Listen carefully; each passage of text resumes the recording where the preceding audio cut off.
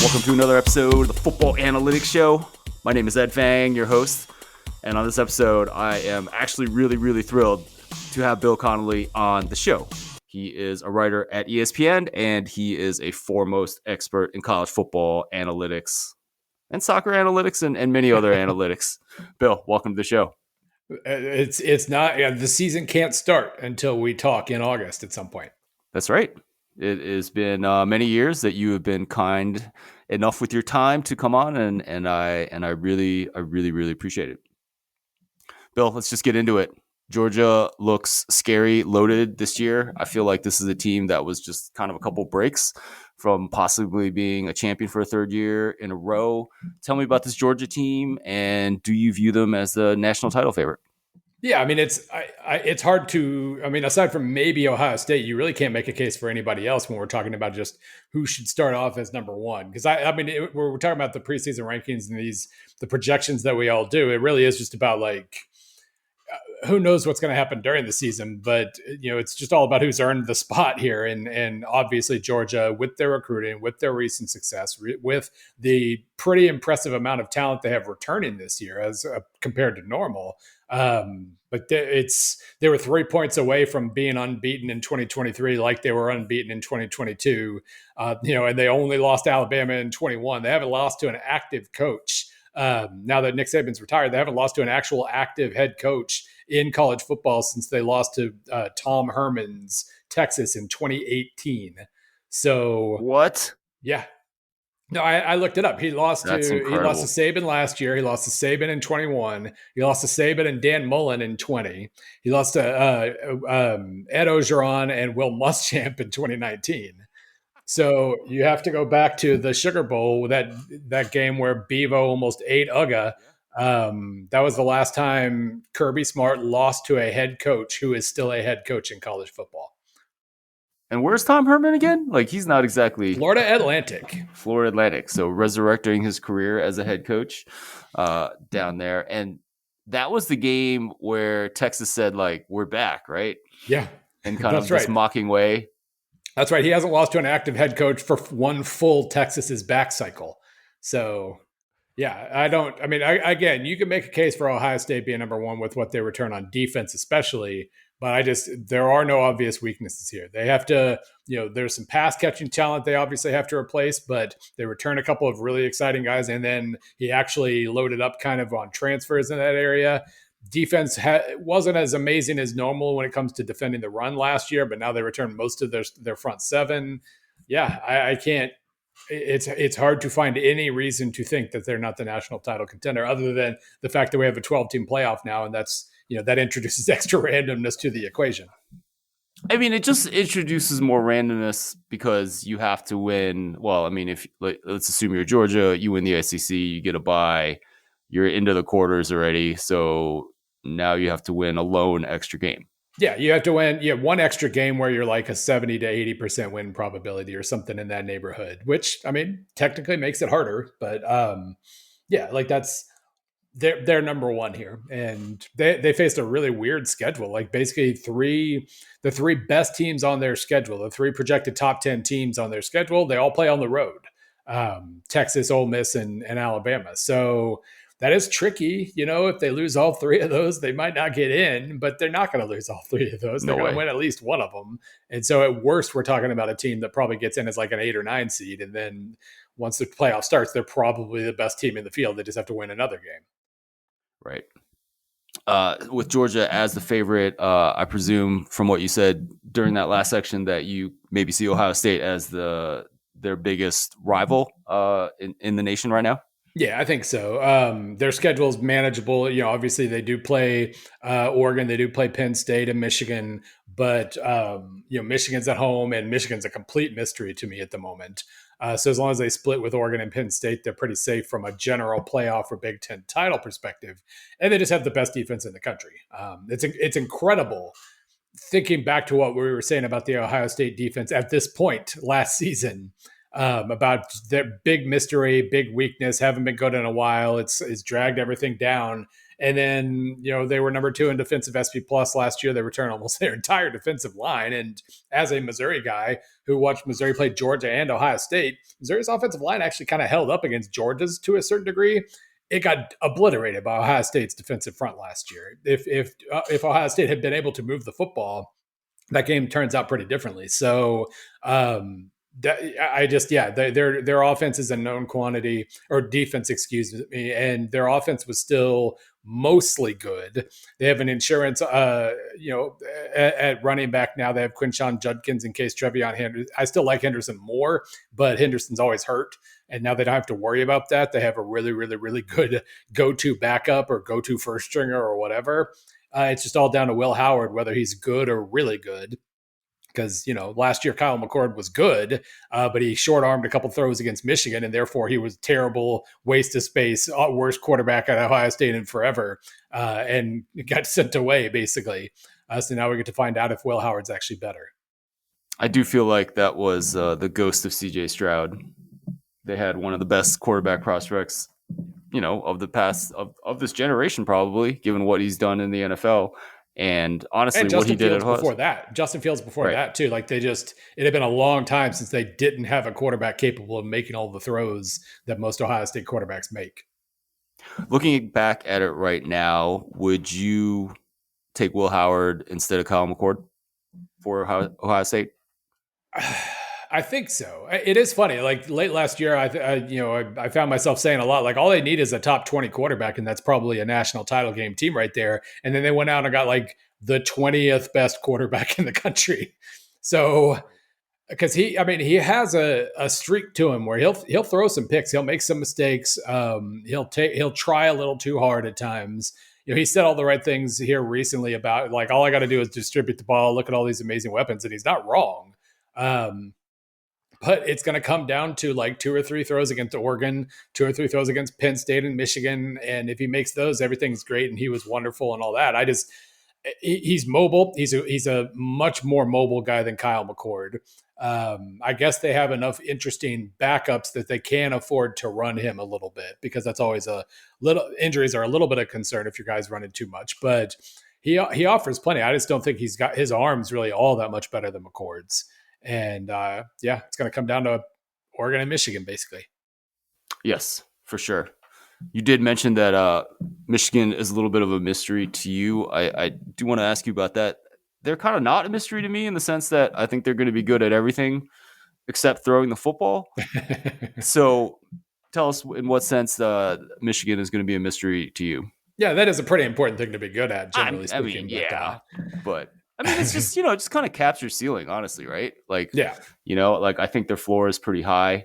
Are they going to win another national title? No, because I just don't know whether they can throw the ball. Yeah. No, their defense should keep that floor high. They lost plenty on defense, but they had such a huge rotation, especially up front on the line, that even though they lose 3 of their top 4 guys from a snaps perspective, 4 other guys were in the rotation and playing quite a bit and making plays.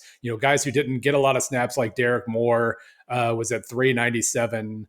Kenneth Grant was at 393. Stewart was at 340. Rayshon Benny was at 234. Like those guys were all awesome, and now they get more snaps, and you probably won't miss them at all. It's just when you lose your entire offense, almost literally every starter, you get Colston Loveland back. Donovan Edwards, would have started for a lot of teams, even though he really wasn't very good until the title game last year. But yeah, dramatically untested quarterback, dramatically untested receiving core. If Edwards is hurt, then plenty of upside with other guys, but it's still, you don't know too much about him. You're banking a lot on Mullins, I guess, at that point, or the freshman. And yeah, even for Michigan, losing your top 6 offensive linemen is a lot. So, especially now that your offensive line coach is the head coach. And so, yeah, it's hard for me. Maybe you put it right. The floor is going to be high because they're just still going to make a ton of stops. But there will be a point against Texas, against Oregon, against Ohio State, maybe against USC, or maybe at Washington. Washington's another team that lost everybody, where you have to throw the ball, where it's 3rd and 9 and you actually have to move the chains. And we have absolutely no idea how capable they'll be of that. Right. I mean, I'm not sure they're going to be capable of that. I mean, I do think that at this point in the program, given that Sherman Moore is the coach, I expect them to put together something of a very good offensive line, even with everyone that left.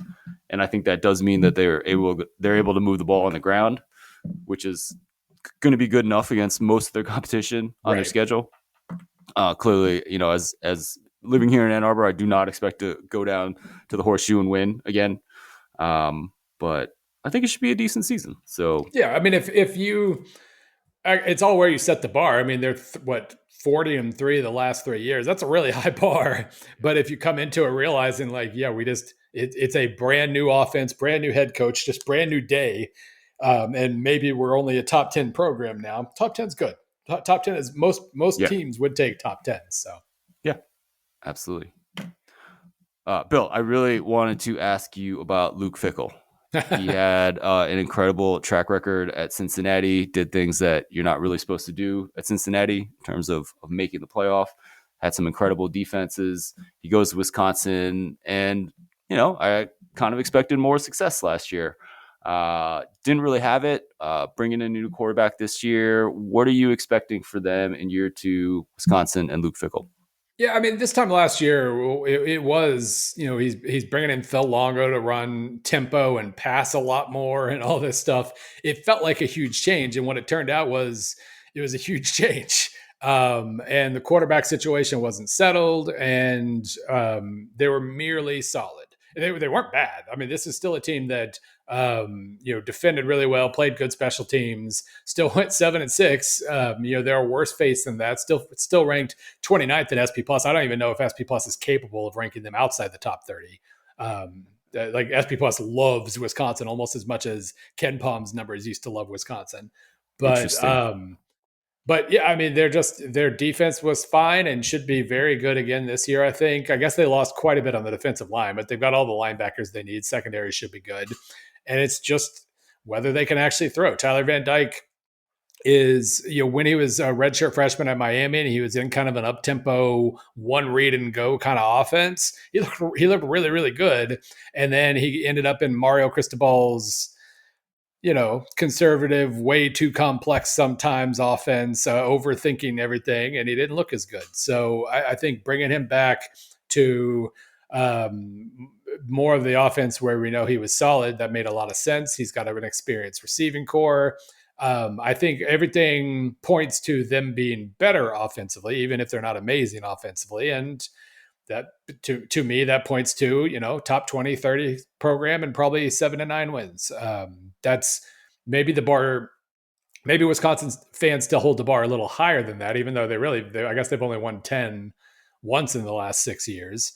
But I think that's still pretty decent living. And the reminder above all reminders here is that Luke Fickell's first year at Cincinnati was garbage too. So even though he brought in transfers and brought in a new offense and everything else, he's not going to take too many shortcuts. He is going to try to lay the groundwork and build the culture and all those things. And maybe that means we see the effects of that this year too. But don't you feel like they're kind of a candidate to kind of break out, right? Just given Fickell's track record, given that he is trying to, build the program the right way. I'm just kind of seeing them outside of like the preseason top 25 AP poll, right? And it seems, I don't know. I mean, should we be giving Luke Fickell more credit? Possibly. I mean, yeah, they jumped from 107 to 47 in SP Plus there in his second year there, and there's not just the schedule is. There's plenty of tough stuff on their schedule. They do play Alabama in non-conference, but I mean, if you're thinking of them as a top 20 team, that means you're probably looking at 9 wins or so.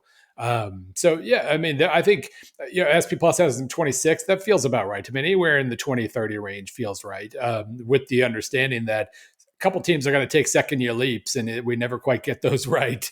And they are certainly a candidate. Interesting. All right, Bill, let's move on to Coach Prime in Colorado. It's going to be another interesting season because there's a lot more turnover on this team. And the thing that kind of intrigues me about Colorado is that they ended last season terribly, whatever the record was. But there were some close games against Utah, which was a pretty good team. And they had a couple other, I think against Arizona was another one-score game. is that some kind of signal that they might not have been as bad as we thought, and that we can kind of expect more this year? I don't think it matters when you replace almost the entire two deep again. So there's like five guys last year who showed promise and then are still on the team. But yeah, I mean they had a weird thing going where they played to the level of competition, but not to Oregon's level, I guess. But they came back against USC, losing by 3 to Arizona. Obviously, maybe we weren't quite sure how good Arizona was, but they were good. And you lose by 3, you lose by 3 to Utah. You also lost by 42 to Washington State in the second to last game of the year. Obviously, blew a huge lead against Stanford, and so yeah, I mean, it is kind of hard to tell. Like they played pretty well against good teams and pretty poorly against poor teams, and so on and so forth. I have a big thing coming out about them here in the next day or two, and I just tried to, the hype has pretty much died. Aside from the player ratings that they got in the EA Sports video game, they had one AP poll vote. They're 11th, I think, in the Big 12 in the preseason media poll. They're 60th in SP Plus. If the hype train gets rolling again, it's because they earned it this time, and we'll see. I don't think there's any doubt that the talent on the offensive and defensive lines are better. Continuity also matters on the offensive line. So just basically forcing everybody out the door and bringing in a brand new line from top to bottom, aside from, I guess, maybe the center who will start from last year. Like this is still a lot of turnover, but there's actual talent. Couple former blue chippers, couple guys who got all conference votes. BJ Green from Arizona State and Hayes from Pitt. Both of those guys are good defensive ends. I don't know if they have necessarily the push they need at tackle, but they'll have more playmaking up front on defense. They had none last year. So you can certainly make a case that they're going to be better. And that's what, SP Plus projects too. But I don't, they don't really have anything that's better than Oklahoma State. Shedeur Sanders probably is better than Avery Johnson at Kansas State, but only right now. Avery Johnson's a very high profile recruit not too long ago and really might be awesome. Sanders isn't better than Fafita at Arizona. They have to play all those teams. They have more upside at running back this year, but there's like 6 returning 1,000-yard rushers in the Big 12. So I just don't know where they really stand out. I think you're basically looking at a situation where you need to pull a couple wins early in the season against a Nebraska or a Baylor or a UCF if you want to even bowl. Like SP Plus has them averaging 4.3 wins. I want this story to be a little more enjoyable, so I hope they make a bowl push. But if they don't win those games early, I don't see many games late that they're even going to be close to favored in. So it's just hard with Colorado because, I mean, Deion Sanders has made it impossible to evaluate how Deion Sanders is performing as head coach. They improved a lot from a horrible team in 2022. They were a merely bad team last year. They should be a merely decent team this year. That's 2 years of improvement, but with the hype that follows everything he does and that he encourages, you're still not wanting to go 4-8 with a number 60 ranking this year. And that's what they're looking at. So that's 4.3 wins you're projecting, not just in conference, but overall. And that includes, it's basically a toss up against North Dakota State in the opener. Oh, wow.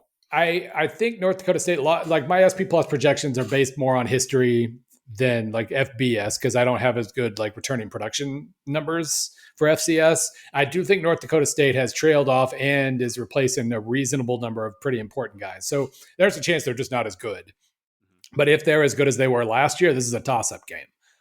Nebraska, I have them projected as a 9 or 10 point underdog because Nebraska's also in a situation where they're trying to improve in their coach's second year, and they were a little further along last year. They should beat Colorado State, but they barely did last year. Yep. And so maybe you're looking at 2-1, maybe you're looking at 0-3 heading into that first conference game against Baylor, and that's going to kind of tell the tale here. What do you think Coach Prime is telling? Like, what do you think he legitimately expects his record to be this year? Right? Like, I don't think he believes in all this analytic stuff, right? No. Well, he's also, we've never really had any reason to doubt that he doubts himself. He gave a pretty good like political answer at Big 12 Media Days about like, of course, I think we're going to win a lot of games. Why, like, what's the point if you don't think you're going to win a lot of games? But I'm sure, he said all the right things about North Dakota State too, and they're a good team, and I wanted a layup instead, and all this other stuff. But I mean, I'm sure there's no top five team on this schedule. So if you think legitimately, as he does, that Shedeur Sanders and Travis Hunter are both top five draft picks, I don't think that.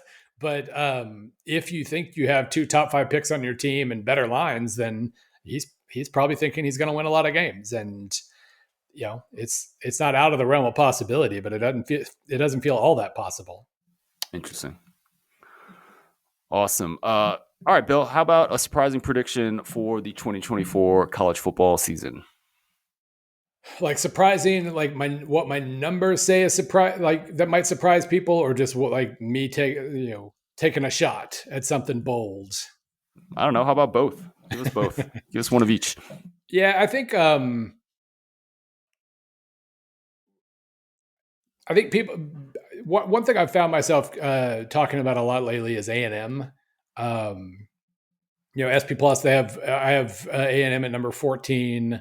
Plenty of tough games, so that might not matter if they're only a top 15 team. But they're a team that last year lost a bunch of close games, got their quarterback hurt right after he was showing massive potential. Connor Wegman would have been like third in total QBR last year with his tiny sample if it qualified.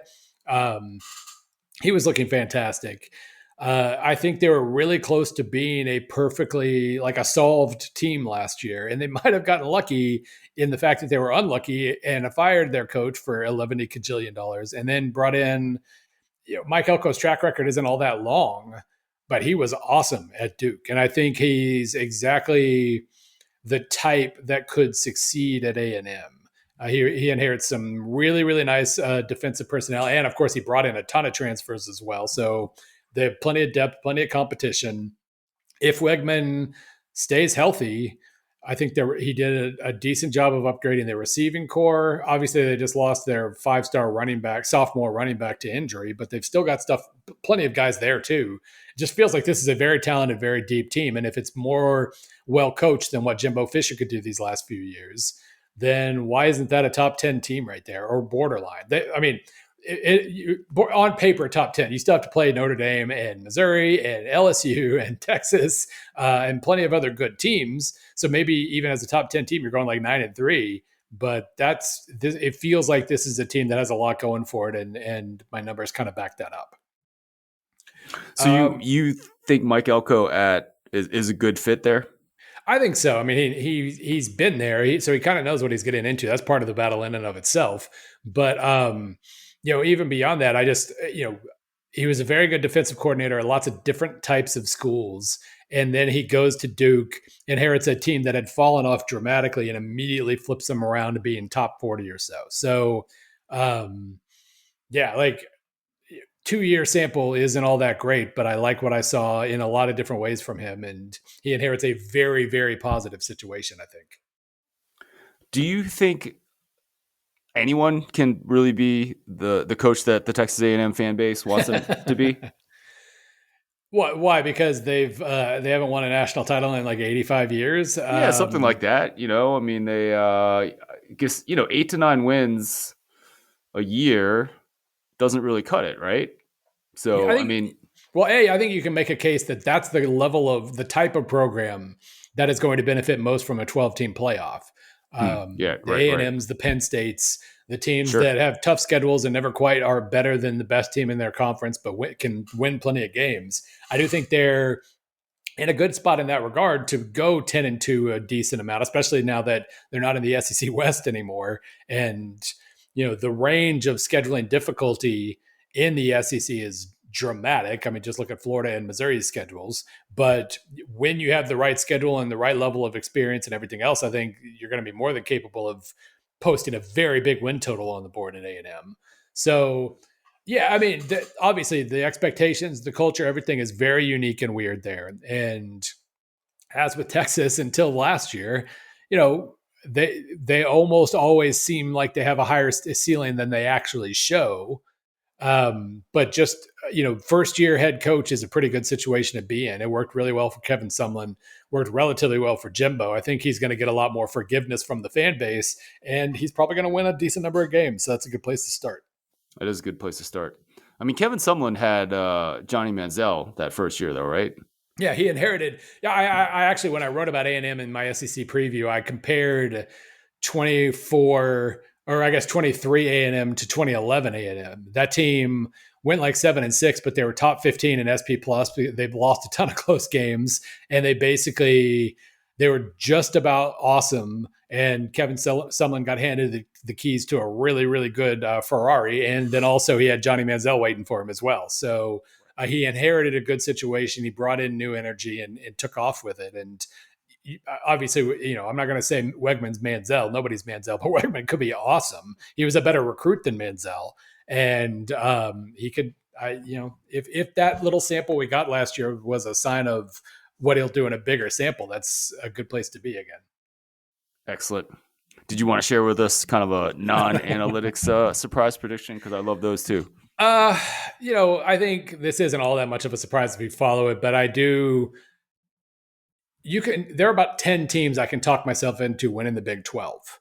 And it'll actually be kind of disappointing if it's one of the favorites, I think. Nothing against Utah or Kansas State or whatever, but this is a league, even before it lost OU and Texas, this was a league where just about anybody could go on a run of close wins and make the playoff and enter the postseason really battle hardened and calm and poised, as Michigan learned against TCU. Like, that was a really good fourth quarter team that had a few awesome players and just a lot of belief, and took them to the national title game. I don't remember what happened in that national title game, but they got there. And I think basically moving forward, that's always going to be the Big 12 champion. It's always going to be a team that went like 5-1 or 6-0 or something in one score games. A team with lots of that just is going to be super calm in the second half and in key moments, and is either going to win a close game or lose a blowout. And so this year, I mean, the bold prediction is whatever you want it to be. You think TCU has a shot at bouncing back? Maybe. Texas Tech, West Virginia, Iowa State, they're number one in returning production. UCF has a ton of speed, a lot of speed, and a quarterback in KJ Jefferson who feels like he should have always been playing for Gus Malzahn. There's just a ton of really intriguing, really slightly flawed teams. And that I feel like I've built myself up too much regarding how impressive and fun this race is going to be in that conference. But I think I can justify it. It seems like that's going to be a heck of a race. So Big 12, we're looking at what, one of the maybe 5th through 8th teams going 6-1 in one score games and running off with the Big 12 title. Yeah, I mean, Kansas State and Utah are projected 1-2, but then Iowa State's number 1 nationally in returning production. Oklahoma State's 3rd. I think Baylor's 9th if you want a real wild card. They're just going to be a lot of teams. These teams all have relatively similar talent levels from a recruiting standpoint. And, K-State could be just have too much upside if Avery Johnson clicks, but if he doesn't, then the teams with loads of experience could stand out. And I can't wait. I think it's going to be they have a lot of huge games in September too. They did a nice job of kind of front loading their schedule when the rest of the nation isn't necessarily playing huge games. So I think that's going to benefit them as a conference, and it should be really fun. I'm really looking forward to Cam Rising coming back for Utah. Yeah. I think I had a 80-1 ticket for him to win the Heisman last year. Obviously didn't work out because he never played a single snap during the season. But I feel like if he comes back anywhere near where he was playing at the end of the 2022 season, I mean, they have to be the favorite, right? Especially given how they play defense. Yeah, the fact that if it takes a couple of ifs, like if Rising is genuinely healthy, and I think Michael Bernard at running back was also pretty good, and he was hurt. Keithy, the tight end, was hurt. Micah Pittman, the Florida State transfer last year, he was hurt last year. So if all those guys come back healthy and are as good as they were last time we saw them, then yeah, suddenly they have probably the most talent overall, and the best chance of winning. I just Kansas State's kind of the bird in hand here, even with the new quarterback. I feel like they have more knowns than Utah, and Utah has to prove that those guys are all healthy and still really really good. And so I kind of trust K-State more. But yeah, no, if everybody who was hurt is still great, then Utah probably jumps to the front of the line. And Avery Johnson is a true freshman for K No, he State. was he was a freshman last year. Played a little bit behind Will Howard. Started the bowl game, and won the bowl game. They didn't take a lot of chances with him with his arm, and so it's hard to know for sure what he's capable of there. But he also rushed for like 51 times for 309 yards, and he was already kind of a wildcat, short yardage quarterback at times, and looked really good in that role. He was a big time recruit from small town Kansas, and that he really could be. He could be a standout. We just have to make sure, I guess. Excellent. Bill, can you give us a couple favorites to win the Heisman Trophy?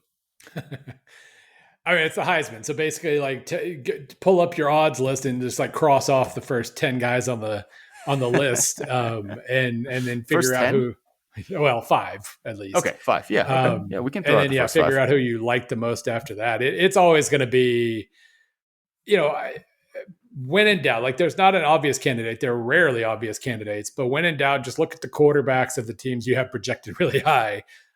So obviously Carson Beck at Georgia is going to have a really good chance, but he's also one of the favorites, so maybe not. So look at, I don't trust Will Howard, but Dylan Gabriel at Oregon, they should be really good. He's another favorite. Milroe, if he takes a Penix like leap under Kalen DeBoer, he's going to be amazing.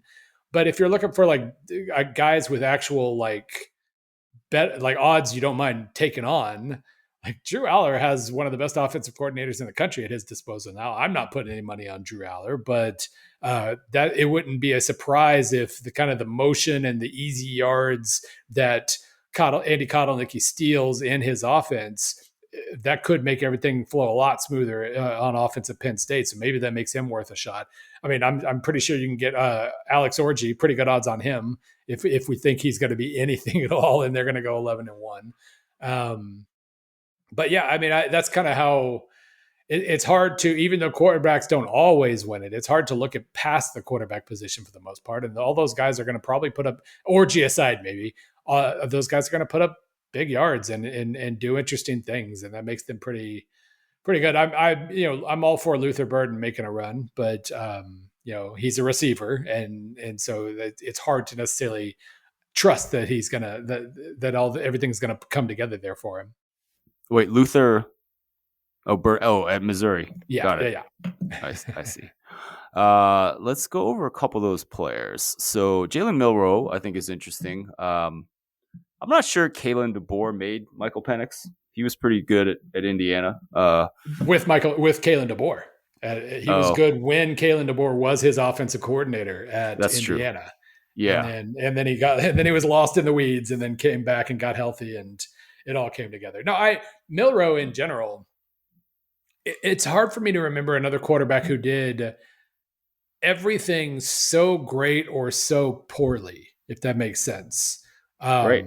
Like everything he did was extreme on one end or the other. He couldn't throw intermediate passes very well, threw a gorgeous deep ball, ran beautifully, but also took a ridiculous number of sacks, scrambled his way into sacks many, many times.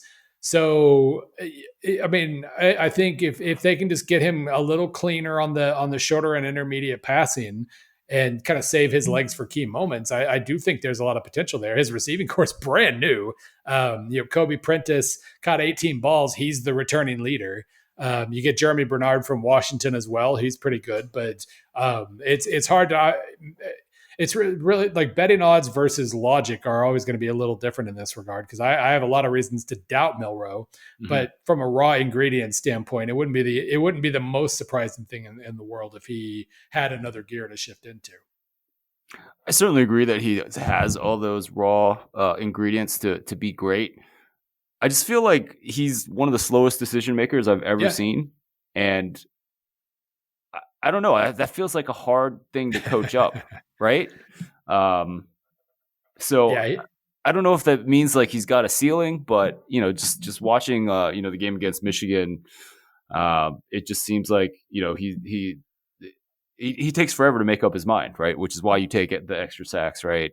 And maybe that's why you're not throwing some of these intermediate passes. I mean, I'm interested to see his development because he's clearly going to have a chance to show that he can improve and make faster decisions. And I'm sure he's getting repped on that all summer, heading into the business part of the season.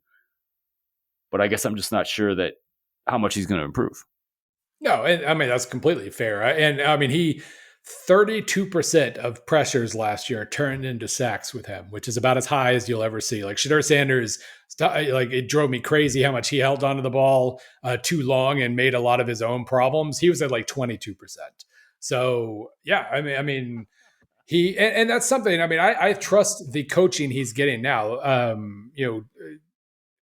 Nick Saban kind of had to hire a few too many offensive coordinators, and I don't think the situation he had last year was as good as it used to be for Alabama quarterbacks. And I love DeBoer. What's his name? Sheridan, the quarterbacks coach. Like, there's a lot to like about that, and maybe they'll coach him. I think there's reason to believe he'll get better. But yeah, when you're that extreme in your tendencies, you're not going to suddenly turn into Bo Nix throwing the ball. You're always going to be on the verge of holding it too long at the very least. And sacks to quarterback pressures is definitely something that the quarterback owns. It's definitely something that's sticky, at least as far as the NFL goes. I can't imagine otherwise in college football. So that's interesting that he is such an outlier. Bill, I'm looking at FanDuel right now, and I'm actually seeing Connor Wegman, Texas A&M quarterback, at 20-1. No, that's pretty good. Yeah, does that seem like you already talked about how well he played before he got hurt last year? Is this a player that if he plays a whole season, maybe Texas A&M gets to 10 wins? There's a Heisman case there.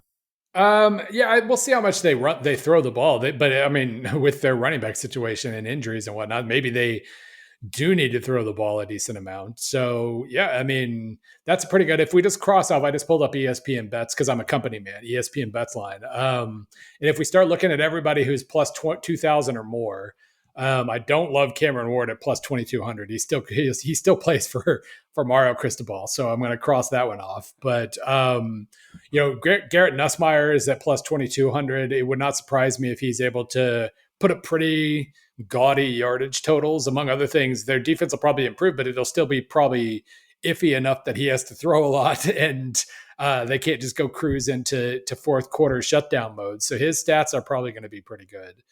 Avery Johnson at 2,500. That's no, I need to see more from him. Riley Leonard, Notre Dame has a very manageable schedule if he's healthy, which I don't think anybody actually knows. If he has like two functional ankles, they're going to probably win a lot of games and be in the playoff race, and he's going to look probably pretty good. So that's not a bad one. I do think Brady Cook from Missouri having Burden, they're going to kind of cancel each other out a little bit. But let's see. What about Jalen Daniels at 30-1? I'm not. I love Jalen Daniels. I do think their defense is. I still don't trust Kansas's defense enough to have them go like 10-2 or 11-1 or whatever. So he's going to have to post really crazy numbers to stand out. I'm not sure he's going to do that. Isn't but yeah, that like, within the realm of possibility, though? it's within the realm. I think he's at plus 3,500 at ESPN bet, and I think like Rising and Al are both at plus 4,000. That makes some sense to me. Jackson Arnold's an interesting name at 4,000. Oklahoma's quarterback, because I mean, again, like their schedule is absurd, so they're probably going to be pretty good and go like 8-4. But he's going to be throwing a lot, and he's a former 5-star guy, and he has I like his receiving core a good amount, even though they just lost a guy to injury. So that could be another one where he just plays in a lot of marquee games and throws for a bunch of yards and therefore gets himself on the board. Ooh, Miller Moss at plus 4,000 is interesting. For the simple fact that he's a Lincoln Riley quarterback. He's a Lincoln Riley quarterback, right? Yeah, that's like that should be kind of an auto bet, right? 40-1. And yeah, so having him that high, and then with a ton of really exciting sophomore receivers to throw to. That's a fun one.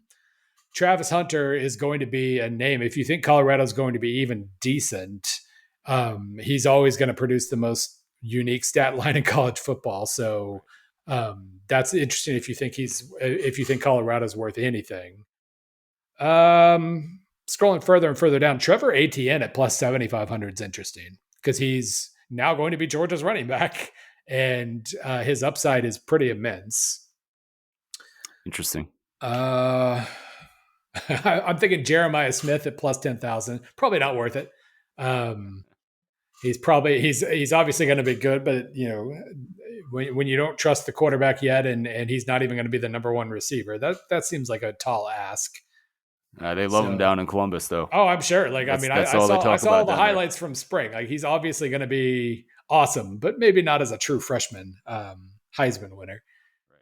So yeah, those are pretty interesting. I think Haynes King at plus 15,000. If you want to go crazy, there's a chance that the Czech offense is really good, and they play in a lot of really marquee games too. So if you're looking for a long shot, somebody like that would be fun. Yeah, that's the Georgia Tech quarterback, right? All right, Bill, let's end with a little bit of analytics. Things have obviously changed since you and I first started talking over a decade ago. Like, what are, just maybe give me a frontier in college analytics that you are excited about?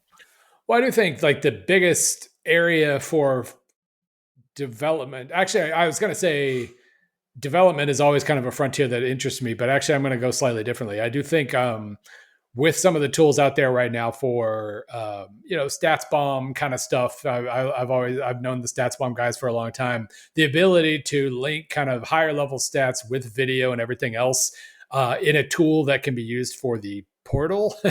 I think maybe it's not just stats bomb doing it. I'm really curious about what they do now that they've joined Huddle. It feels like there's some pretty exciting integration possibility, but all the scouting stuff that's out there and that will be out there soon, combining that with just the advancement in stats that we've made over the last 10 years, just in terms of like charting stuff, having better, I've always noticed with the columns I'm writing, just the stuff that I can call on now, as opposed to 10 years ago when I just had like a line of play by play and I was trying to wring as much as possible out of it, being able to get into more detail about formation and route tree kind of stuff, all these things feels like just all that could combine to make scouting the portal really interesting and really rewarding for a lot of guys who are going to be relying on that more and more, especially when we move to 105-man rosters and even more Georgia players go into the portal every year because they're tired of not playing. So I do think that's all kind of coming together to be a really interesting frontier, we'll say. Who's doing the formation and the route tree type work? And well, you've been able to get that stuff from PFF. Like every team gets it from PFF or Stats Info Solutions, excuse me. But you have a lot more of that available, so you are already able to just pull kind of a higher level of tendency data and things like that already. So then if you can connect all that to the video and the stuff that we've seen from StatsBomb with the screen grabs and all the different things that they can do now. It just feels like we've just gotten a lot more advanced in doing the things coaches were already trying to do. And that's not as much fun as saying like, here's, this is going to be the next big offense because of this and this. But I think it's still something that's changing coaching a decent amount. Yeah. Excellent. Bill Connelly, thank you so much for joining me on the Football Analytics Show. Please let everyone know where they can find your work. Best place. I'm still waiting for everybody I like on Twitter to go somewhere else that I can follow them, but they're all still there. And so I am too. So ESPN _ Bill C on X or Twitter or whatever you want to call it is still probably the best place. There's a link there in my profile to basically everything I've done at ESPN. And so, that's the Google Doc. Yeah, it's just old school. I went old school. I didn't need to fancy it up. Just dump every link that I make in there. That's good stuff. I featured you in this resource guide that I had that I posted on my site, and I actually didn't realize how useful it was going to be. because now I actually go back to like my own page, and then I can just click on the conference that I want to Yeah. find your write-ups. So I'm actually super proud of myself for doing that. So instead of like, because like, like your previews of every conference are like not next to each other in your Right. Google Doc, right? Right. So you got to go like search through it. Not that that's particularly hard, but it's harder than clicking on a link in something that I made myself. So I'm proud of No, myself that's for. I'm happy that I didn't try to get too fancy with it either, because I can literally just do the Control F thing and find whatever I did breakthroughs in my annual breakthroughs and bounce backs column this past weekend. All I had to do was Control F bounce back, and it pulled right to last year's article, and I was able to. It works. It's even better than Google. Yeah. And then also like with your schedule, it seems like you are just doing both college football and soccer Yeah. all year round. Yeah. Yeah. Piece a week for soccer for, good Lord, like almost 4 years. No, 4.5 years now, something like that. I just, it's always, it was, I try to keep doing it during the football season because I feel like it's a fun little midweek palate cleanser for me. And just kind of a good change of subject, and there's a lot of in the fall there's always Champions League stuff to write about and everything, so that's been, I like doing it a lot, even though it kind of just adds to my plate a little bit, and now I try to have a little more fun in the off season. I don't think anything describes Bill Connelly better than describing a midweek 1,500 word soccer article That's as right. a palate cleanser. Oh, let's not lie, 3,000 word soccer piece, but 3,000 word soccer piece as a palate cleanser. That there's I think we should just end on that, because I don't think anything describes you better. Bill Connelly, thanks again for coming on the show. absolutely. Thank you for listening to this episode of Football Analytics Show. My name is Ed Fang, your host. I really hope you enjoyed that conversation with Bill Connelly. He really is the expert on college football. The Football Analytics Show is brought to you by the Power Ranks Sports Betting Newsletter. Looking for some action on any given weekend? This is the free service for you, as 5 Nugget Saturday is my curated list of tips and analytics. To sign up for free, go to thepowerrank.com. That is my site for better data-driven betting advice. Once again, that's thepowerrank.com. The 60-minute guide to the 2024 football season is my preview for this upcoming season. It is a paid product that strives to be like John Oliver with a math PhD in explaining how the season is going to go. I had meant to release it this week. It has been approved in the service that I'm using to release this audiobook, but it is taking a long time to get out to the places like Spotify, where I'm hoping people will find this product. So hopefully everything will work itself out this week, and I will be able to introduce you to the 60-minute guide to the 2024 football season. Look for a podcast episode about that. Once again, my name is Ed Fang. Thanks so much for listening to this episode of the Football Analytics Show, and I will talk to you again next week.